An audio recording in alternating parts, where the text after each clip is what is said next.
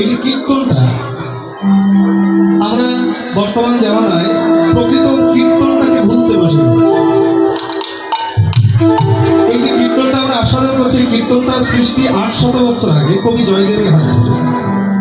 তখন কীর্তনটা এইভাবে সঙ্গীতের মাধ্যমে গাওয়া হলো।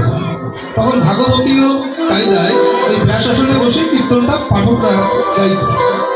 এই যেভাবে আমরা কীর্তনটা শুনছি, এই তাল লয় সুর দিয়ে এই কীর্তনটাকে যিনি প্রথম সৃষ্টি করেন তিনি হচ্ছেন আমাদের ক্ষেত্রের নরোত্তম ঠাকুর মহাশয়। তার হাত ধরেই এই কীর্তনের এই ভাবধারাটার সৃষ্টি, এবং তিনি একটা ঘরানা তৈরি করেন যার নাম হলো গরানহটি ঘরানা। তো বর্তমান জামানায় আমরা পদ শুনতে ভালোবাসি, সুর শুনতে ভালোবাসি, ভাবটাকে প্রাধান্য দেয়, কিন্তু যে তালগুলো দিয়ে আমরা কীর্তন গান করি এই তালগুলো কীর্তনের তাল নয়। নরোত্তম ঠাকুর মহাশয় যে কীর্তনটাকে সৃষ্টি করলেন সেই সঙ্গে কীর্তনের কিছু তালও সৃষ্টি করে নিয়ে গেছে। এই যে তালটা করলাম এই তালটার নাম হলো কাঠারস্কুশি তাল, 28 মাত্রা, যার 8 8 4 8 ছন্দ একটা তাল।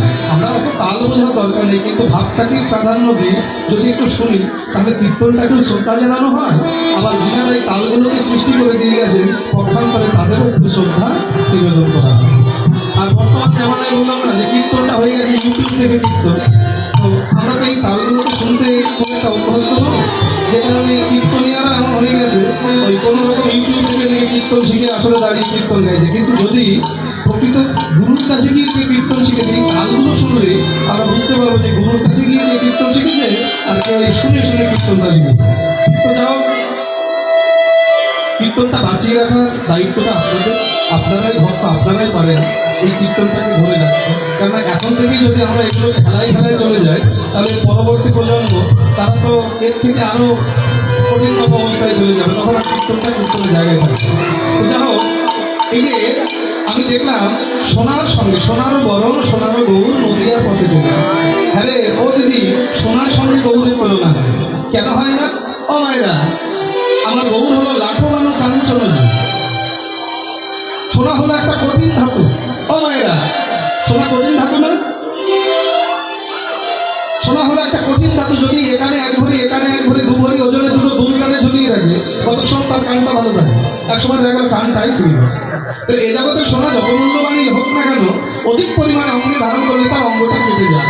কিন্তু আমার গৌর সোনা, গৌর সোনাকে ভালোবেসে যদি কেউ হৃদয়ে ধরতে পারে তার অঙ্গটা কাটা তো দূরের কথা, সংসারের ভাগ প্রতিঘাতে পড়ে যদি তার হৃদয়টা ভেঙে চুরমার হয়ে যায়, এই ভাঙা হৃদয় নিয়ে যদি কেউ গৌর সোনার শরণাগত হয়, আমার গৌর সোনা তার ভাঙা হৃদয়টাকে জন্মের মতো জুড়ে দেয়।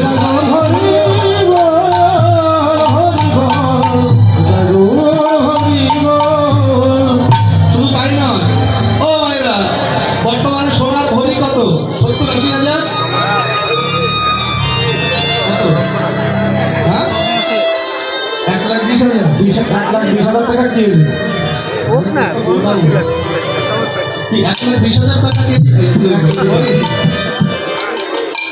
একবার ভাবুন, 1,20,000 টাকা যদি এক ভরি সোনার দাম হয়, কিন্তু কেউ যদি 2 ভরি ওজনের সোনার হার গলায় দিয়ে অন্ধকারে হাঁটে, হয় তার গলাটাই যাবে, না হয় হাতটাই যাবে। এই জগতের সোনাকে ভালোবাসলে তার মরণের ভয় থাকে, কিন্তু গৌর সোনাকে ভালোবেসে যদি কেউ হৃদয়ে ধরতে পারে তাহলে তার আর মরণের ভয় থাকে না রে।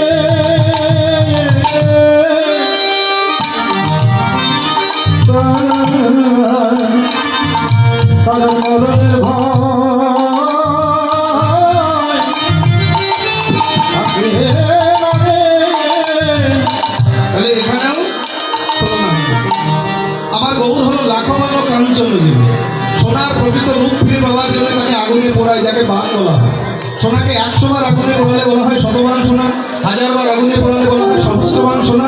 সোনাকে লক্ষ লক্ষ বার আগুনে পোড়ালে তার যে জ্যোতি প্রকাশ হয়, আমার গৌরাঙ্গের অঙ্গকান্তি যেন সেই জ্যোতিকেও ভালো হয়। তুলনা হয় কখনো? তুলনা দেওয়া যায় না। তাহলে আরেকটা জিনিস আছে, সেটা কি? ফুল। ফুলের সঙ্গে তো গৌরের তুলনা হয় বলে তাও হয় না। কেন? তা ফুল তুলে এনে বা বাজার থেকে কিনে এনে আমরা ঘর সাজাই, মন্দির সাজাই। কেন? না সেটা সৌন্দর্য দান করে, কিন্তু কয়দিন? ও মায়েরা, বন থেকে ফুল তুলে আনি, বাজার থেকে কিনে আনি, আমরা ঘর সাজাই বা মন্দির সাজাই, সৌন্দর্য দান করে, কিন্তু কদিন? 2 দিন, 5 দিন, 1 সপ্তাহ। 1 সপ্তাহ পরে কিন্তু সেটা তখন আবর্জনায় পরিণত হয়। কি বাবা, হয় না?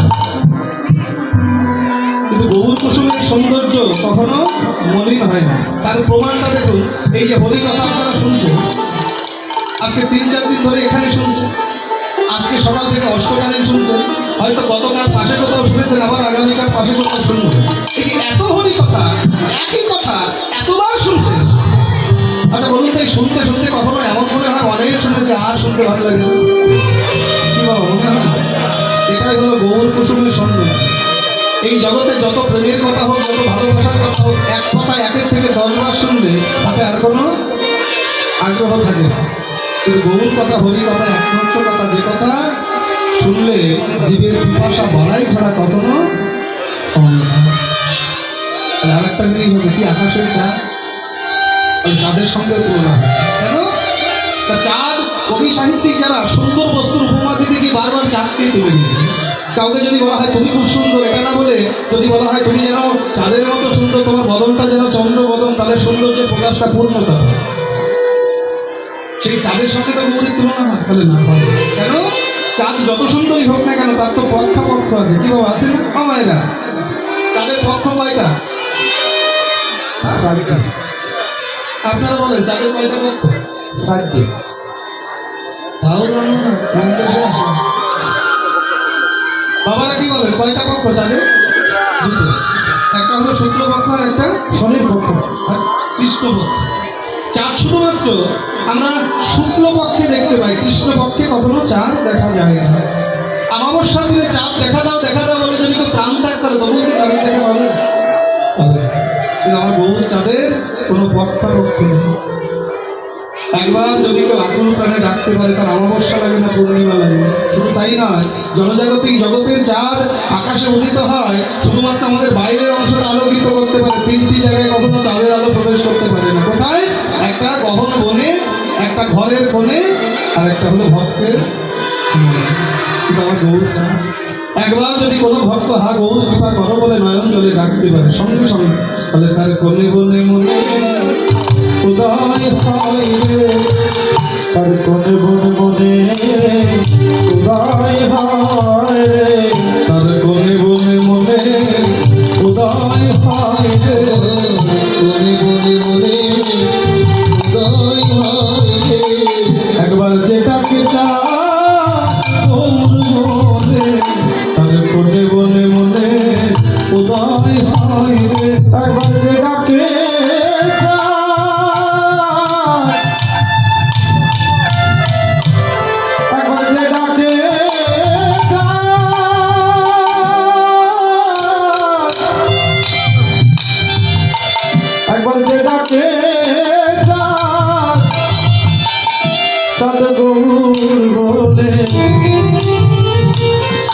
তার কোণে বনে মনে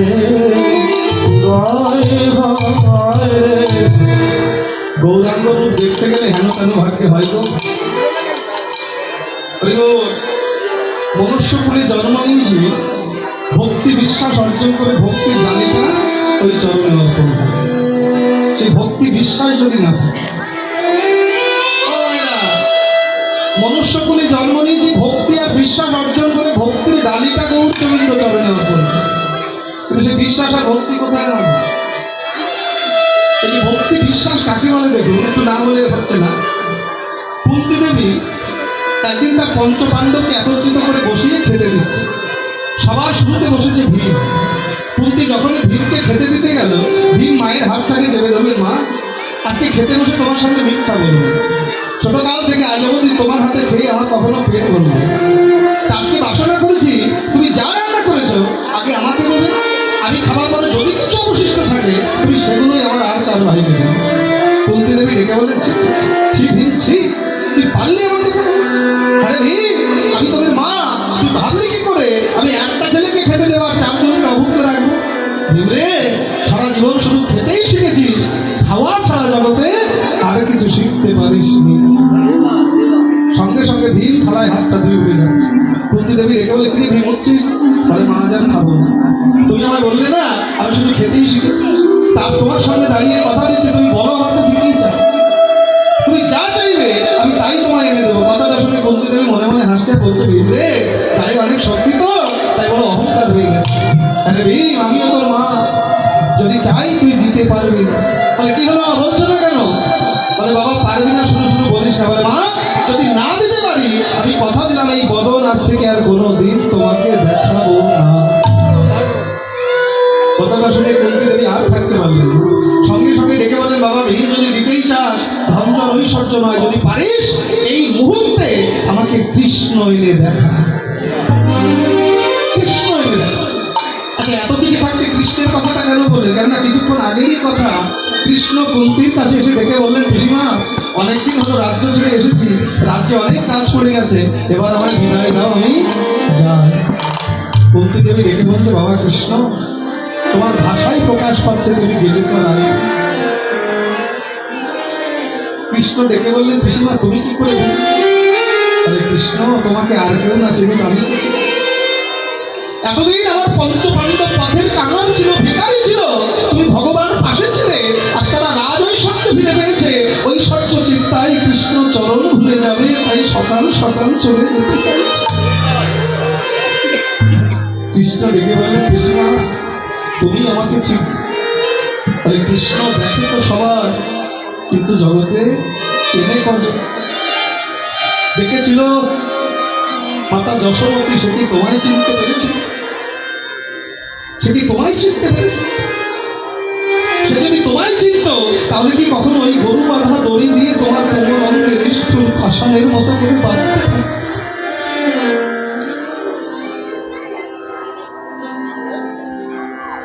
দেখেছিল নন্দ মহারাজ, সে যদি তোমায় চিনত তাহলে কি কখনো ডেকে বলতো যে, বাবা গোপাল, আমার জুতা দুখানা একটু এনে দিবি রে বাবা? দেখে তো সবাই, কিন্তু জগতে চেনে কজন? কৃষ্ণ ডেকে বললেন, পিসিমা আমি কথা দিচ্ছি আবার আসবো। এই যে কুন্তীর কাছ দিয়ে বিদায় নিয়ে কৃষ্ণ গেল, এখনো সে পথেই আছে, রাজ্যে পৌঁছায়নি। যে কথা শুধু কুন্তী জানে, আর কেউ জানে না।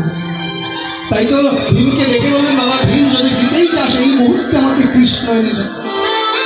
ভীম ডেকে বললেন, মা ভেবেছিলাম এমন একটা কাজ তুমি আমায় দেবে যেটা হলো জগতের সব থেকে কঠিন কাজ, কিন্তু বেছে বেছে এমন একটা কাজ আমায় দিলে যেটা হলো জগতের সব থেকে সহজ কাজ। সত্যি বাবা, জগতের সব থেকে সহজ কাজ হলো ভগবানকে লাভ করা, আর সব থেকে কঠিন কাজ হলো ভগবানকে পাবো এই মনটা তৈরি। বিশ্বাস ভক্তিটা কেমন?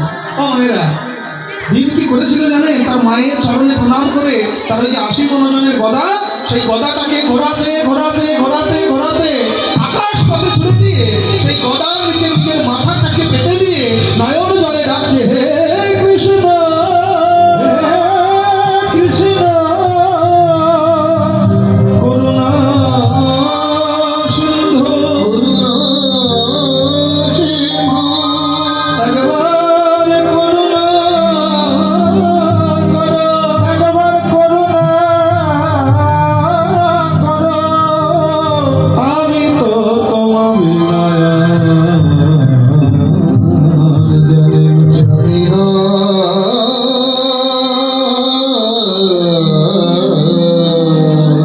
সত্য ভাবার রক্ষিণী পাত্রে জল নিয়ে ছুটতে ছুটতে এসেছে কতদিন পরে প্রভুর চরণ খালি ঘর।